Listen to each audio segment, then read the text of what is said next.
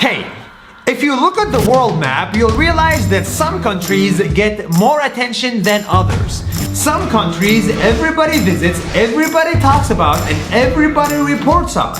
But what about the rest of the world? What about the other countries that nobody talks about, visits, or knows anything about? What do people do there? To answer that question, I decided to visit a small country that I never heard about on the news, that my friends don't talk about, and that even I couldn't place on a map.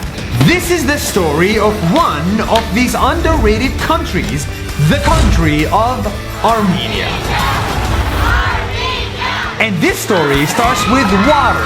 Water, water, and more water. Everywhere I went, I saw small water fountains that were always on. I was confused. What's going on in Armenia?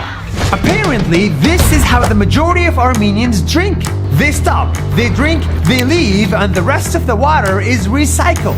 They don't need plastic bottles anymore, and they are always well hydrated. I was no longer confused, I was amazed. This is the land of free water! The next day, I visit their schools only to learn that every kid in Armenia is taught chess. The only country in the world to do so. They have classrooms and schools dedicated just for chess. And after school, kids are sent to modern institutions to learn engineering, design, and music, and all of this they get for free here. I was amazed. Amazed at how a country I never knew before does so many things differently. That explains why Armenians are some of the best in the world at chess, like this grandmaster. That's why they are building huge technology companies. And maybe that's why they have a president who can engineer computer games and host you for drinks. Cheers with Armenian brandy, the best one in the world. What I thought was just another country turns out to be one of the oldest places in the world, older than Rome.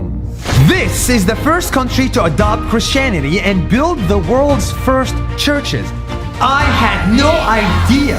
The people living here, I learned, come from all parts of the world. UAE, Russia, Denmark, Belgium, Spain, Ukraine, France, Canada, the Netherlands, Iran, New York, Argentina, USA, Syria.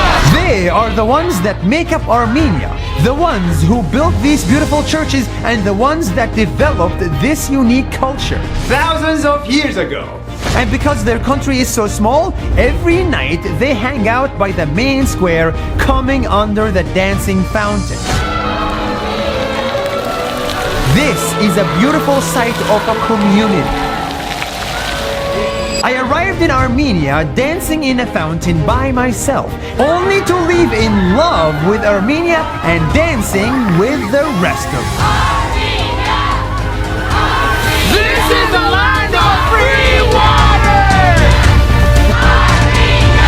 And all of this happened in one country I couldn't place on the map a week before.